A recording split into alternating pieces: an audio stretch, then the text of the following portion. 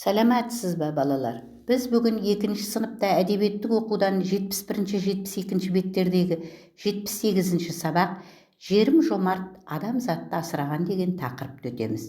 Бірінші тапсырма бойынша жомарт адамның қандай болатынын білейік. Жомарт адам уәдесінде тұратын,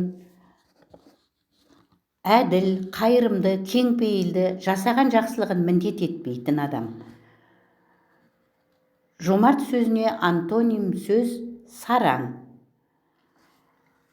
Жомарттық дегеніміз айтқан сөзін қалтқысыз орындау, жомарт әділдікке нұқсан келтірмеу, қайырымдылықты естен шығармау. Бұл туралы мінекей Кейқауыстың «Қабуснаме» кітабында айтылған екен. Кейқауыстың жомарттық туралы «Қабуснаме» кітабында толық түсінік берілген. Кейқауыс бұл кітапты 63 жасында өзінің ұлына арнап жазыпты. Ол менің дүниедегі ең қымбат асыл затым, саған арнап жазған үгіт насихат кітабым деген екен.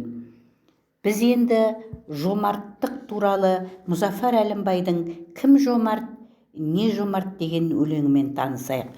Мұзафар Әлімбай 1923 жылы Павлодар облысы Шарбақты ауданы Маралды ауылында дүниеге келген. Ол балалар әдебиетіне ерекше еңбек сіңірген ақын және халық жазушысы. Мұзафар Әлімбай Ұлы Отан соғысына қатысқан. Ол 70 елдің мақал мәтелін жинап, оларды ана тілімізге аударған. Мұзафар Әлімбай өзінің «Кім жомарт, не жомарт» деген өлеңінде кім жомарт, батыр жомарт, кім жомарт, ұстаз жомарт деген екен. Ал не жомарт дегенде не жомарт, жер жомарт, не жомарт, күн жомарт деген екен.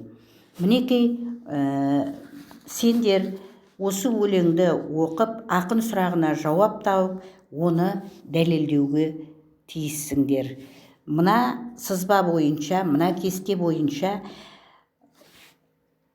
сұрақтардың жауабы жазулы. Неліктен деген сұраққа өз ойыңызды ақынның өлең сөздерін пайдалана отырып, толықтырып жалғастырыңдар. Үйде 72-ші бет 6-шы тапсырма бойынша ақын ойын өз бетімізше жалғастырайық. Осымен сабақ аяқталды. Алған түсінігіңізді бас бармақ әдісімен бағалаңдар. Сау болыңдар.